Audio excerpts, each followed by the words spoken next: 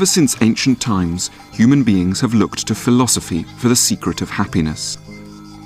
But few philosophers have come up with more suggestive or more relevant answers than one born on the Greek island of Samos, off the coast of modern Turkey, 341 years before the birth of Christ. His name was Epicurus. Very little about him has survived. All of his books have been lost across the centuries, leaving his philosophy of happiness to be reconstructed from just a few fragments. Epicurus believed that we could all find a way to be happy. The problem was, quite simply, that we were looking in the wrong place.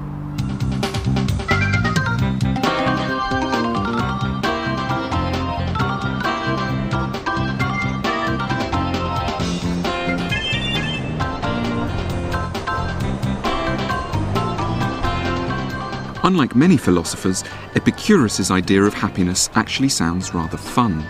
He didn't think we should feel guilty about wanting to have a pleasurable, enjoyable life, and promised that he could show us how to. Of course, you might wonder why you need a philosopher at all to teach you how to have a good time. We seem to think that the key to happiness is really pretty easy. It's all about having a lot of money. So we can come to places like this and go shopping. But before we reach for our wallets, Epicurus wanted us to stop and think. It's easy to imagine that money can solve everything, but can it? Epicurus was committed to a life of happiness. He liked sex, laughter, and beauty, but crucially spent his time pointing out that happiness is in fact rather a tricky issue. And a philosopher might help you to find it more easily than a credit card ever could.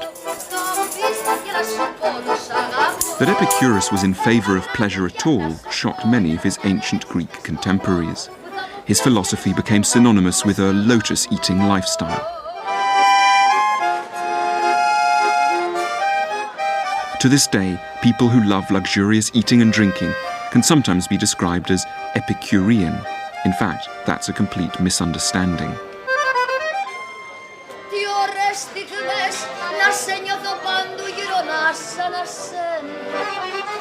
Epicurus said that pleasure was the most important thing in life, and yet if we actually look at the way that he lived, it seemed he led far from a luxurious life. His house was very simple, his clothes were extremely basic, he always drank water rather than wine, he found fish much too expensive, and he was happy just eating meals with bread, vegetables, and a few olives. He once asked a friend, "Send me a pot of cheese so that I can have a feast whenever I like." These were the kinds of tastes of a man who described pleasure as the end of life.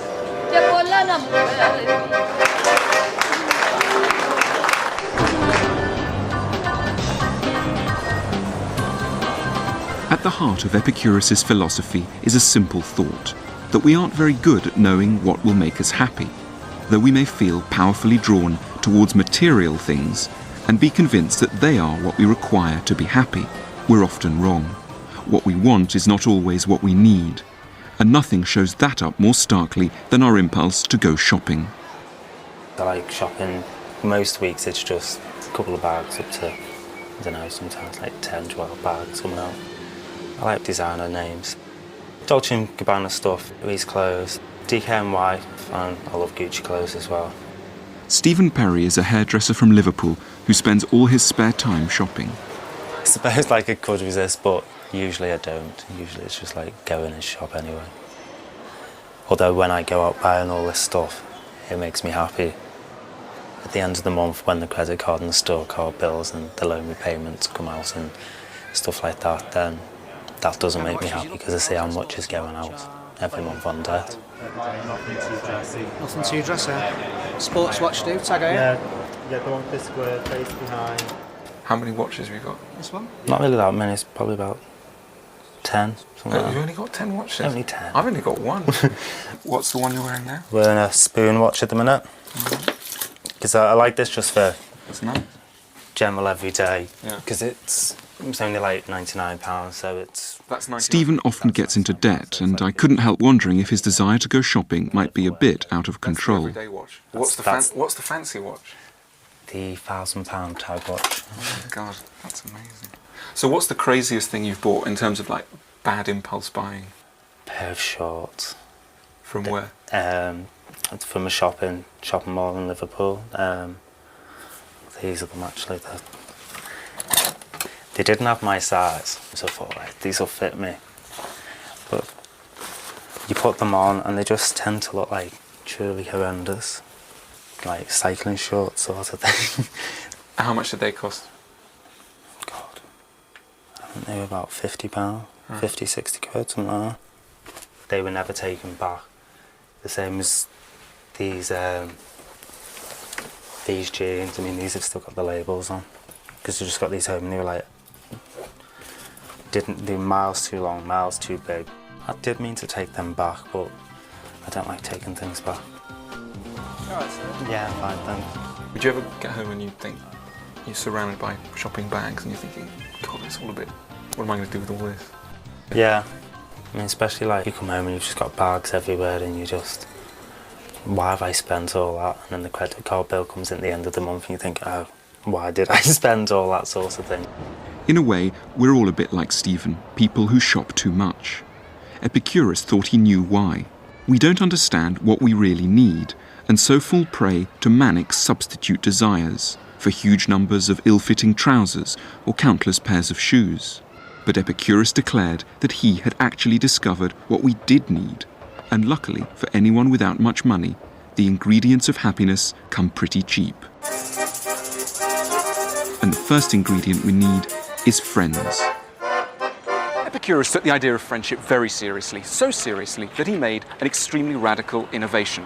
When he came to Athens at 306 BC, at the age of 35, he bought a large house just outside the city of Athens, in this place here, which we called the Garden. Of course, at that time it was rather beautiful, a bit more beautiful than it is now, where it seems to be a taxi graveyard. What he did was that he bought this house and asked a group of friends to move in with him. The house was quite large, so there was room enough for everyone to have their own quarters at the same time as coming together for meals and conversations in the common rooms of the house. What Epicurus was doing was picking up on a rather common sense point, which is that friends are a major source of happiness. But I think where he was distinctive was in his idea that in order to really benefit from friends, you had to see them not just occasionally, not just for the odd drink in a bar or the odd chat on the phone, but you had to live with these friends at all times, so they'd be your permanent companions. And I think that was his distinctive idea of happiness. You wouldn't catch Epicurus devouring lunch on his own in a burger bar. He recommended that we try never even to eat a snack alone. Before you eat or drink anything, he said, consider carefully who you eat or drink with, rather than what you eat or drink. For feeding without a friend is the life of a lion or a wolf.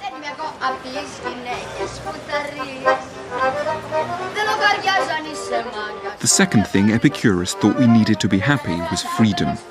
And in order to achieve it, he and his friends decided to leave Athens altogether. For them, to be free meant to be financially independent, economically self-sufficient, not answerable to horrible bosses for their income. So they resolved to leave city life and its competitive and gossipy atmosphere behind them once and for all. So they left Athens and started what could best have been described as a commune. We must free ourselves from the prison of everyday life and politics, Epicurus wrote. And that's precisely what they did. The life was simple, but at least they enjoyed their freedom.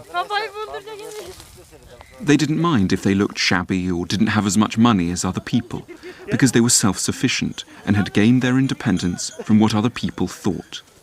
There was, in the financial sense, nothing to prove. Epicurus believed there was a third ingredient necessary for happiness, and that was an analysed life, by which he meant a life in which we take time off to reflect on our worries, to analyse what is troubling us. Our anxieties quickly diminish if we give ourselves time to think them through. And to do that, we need to take a step back from the noisy distractions of the commercial world and to find time and space for quiet thinking about our lives.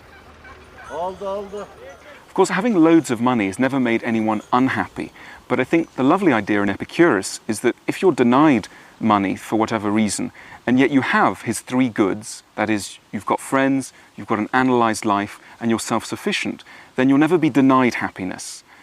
And conversely, if you've got loads of money, but you're lacking friends, you haven't got a self-sufficient life, you're not doing a lot of analysing, then you'll never be happy, according to Epicurus. So if we try and draw this relationship between happiness and money on a graph, imagine that on this side of the graph, you've got levels of happiness, happy you are, and then on this side, you've got levels of income.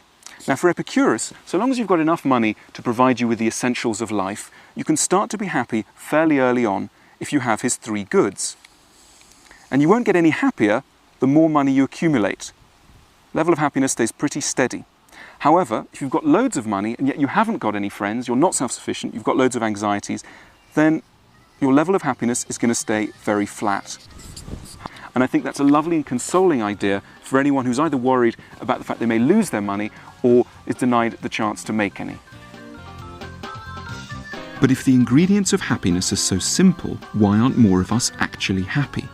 Epicurus blamed advertising. As we've just seen, advertising can be enormously seductive. It tends to make us feel that there are all sorts of things missing from our lives. But Epicurus insisted that we only need three things to be happy: friends, freedom, and an analysed life. If he's right, why then do we want to shop so much? Epicurus's answer would be that the commercial world slyly associates the things it wants to sell us with the things it knows that we need. So for example, this might persuade us to buy Bacardi, but only by blurring the fact that it's really the friends we're looking for. This one tries to sell us perfume by naming it after the thing we're all really after: freedom. And this one flogs us whiskey by promising the calm resolution of our problems that only an analysed life could bring us. And it's this blurring of our desires that makes us so confused about what it is we want. What are the most important things that make you happy? The people around me. If they're happy, then I'm happy. And like if work's going good, then that makes me happy as well. But do you ever think, what if I threw all this away, threw all that away, all these jumpers, and just concentrated on getting the work right, getting the family and friends right, I would never have to go to the Trafford Centre again? Yeah, because if I shop to cheer myself up, Yeah. if I'm already happy, then I don't need to cheer myself up to Right. myself. At the minute, I'm fairly happy, so admittedly I'm not shopping quite as much as what I used to, but who's to say that next week something might happen and then I'll just have to go and shop.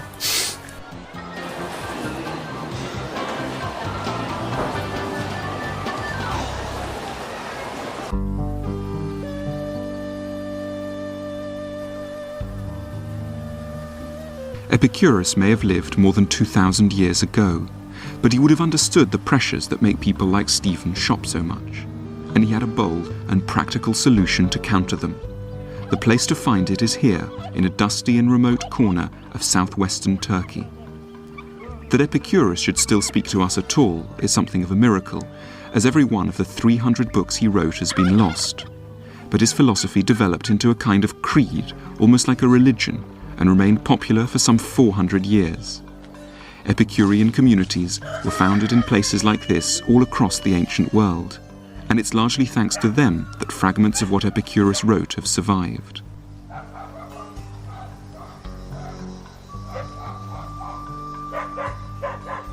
I've come with local archaeologist Mustafa Adak to see the ruins of the ancient town of Oynoanda. Oynoanda was once home to 25,000 people, a place with a lavish theatre, a busy marketplace or agora, and a huge aqueduct.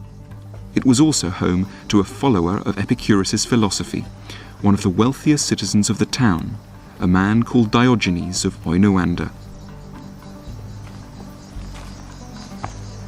Around the AD 120s, this Diogenes took a highly unusual decision.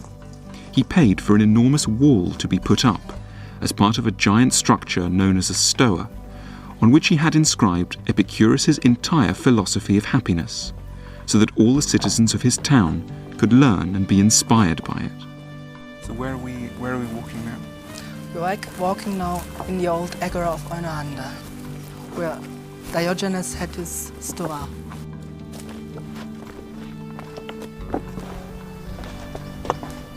What we're seeing now is there's bits of the wall. The stoa was broken up by earthquake, most probably, and there are more than 200 fragments of the inscription.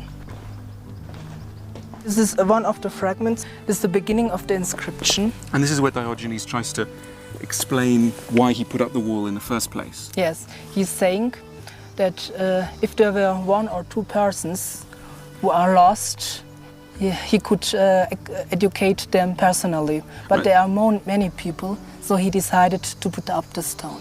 Right. So if there were just one or two people who didn't know how to be happy, he'd go and talk to them. But because there are so many, the best way to help them is to actually put up a wall in the middle of the town. That's right. Right. That's the explanation he gives here in this fragment. What a lovely thing to do.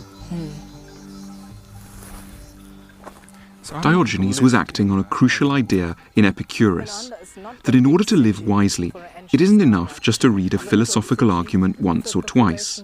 We need constant reminders of it, or we'll forget. When we're encouraged to go shopping by bright lights and inviting displays, we're quickly liable to lose sight of our true desires. Only agriculture. So we have to counteract the influence of advertising by creating advertisements which say what we really do need. And that's why Diogenes put up his wall. Inscriptions, and I think they collapsed. The stoa collapsed then. What is this here? This is another very fascinating fragment. The massive limestone wall originally stood right next to the marketplace of the town.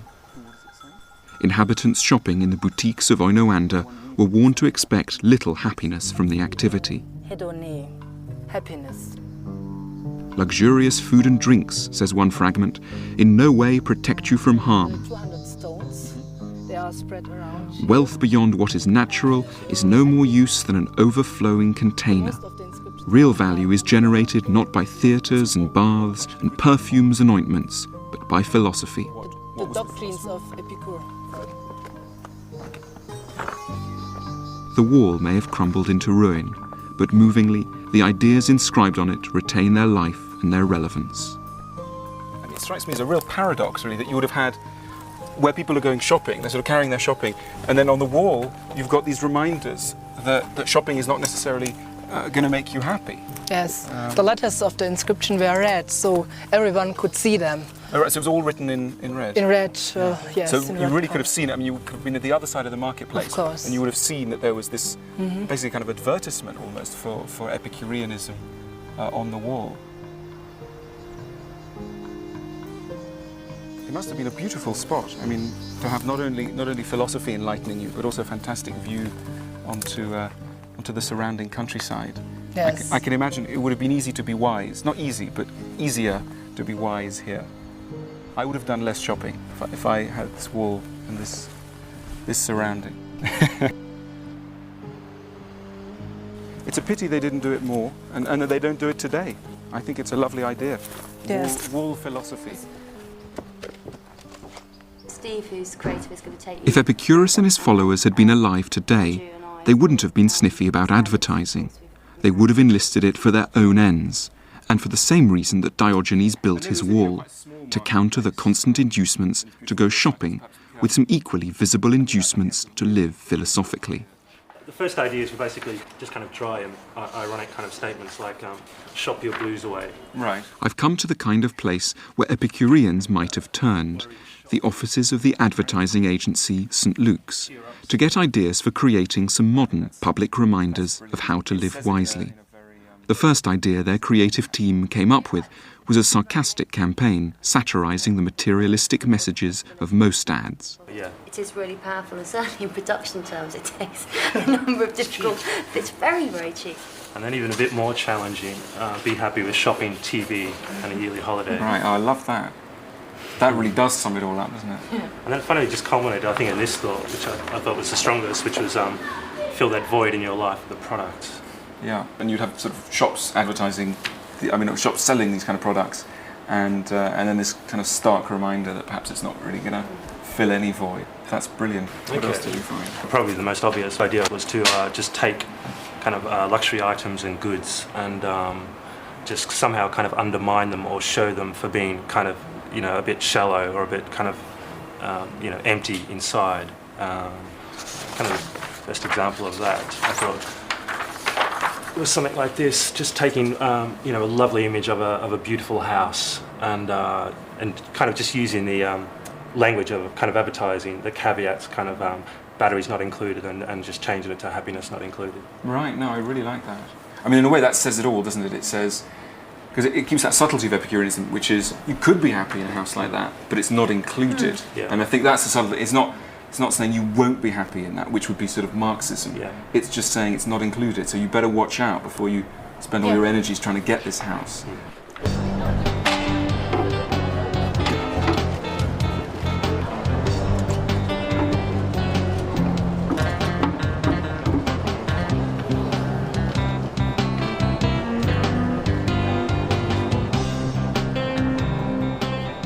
Unfortunately, philosophers have rarely had much money for advertising campaigns.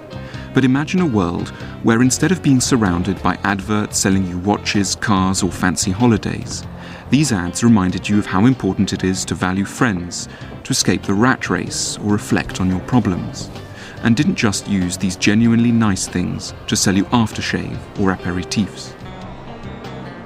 It's hard to know whether the people of Oinoanda discovered what they did need and ceased buying what they didn't because of the giant advertisement in their midst. But Epicurus' central message seems, if anything, more relevant to today's consumer society than it did to his own. And there's no reason to believe that happiness is any more included in the many more things we can buy. Of course, putting up one poster in the Trafford Centre in Manchester couldn't on its own turn back the tide of consumerism. And although shoppers seemed interested in what my ad was trying to say, I didn't see much evidence of people stopping shopping. But the fact remains, we're horribly confused about what could make us happy.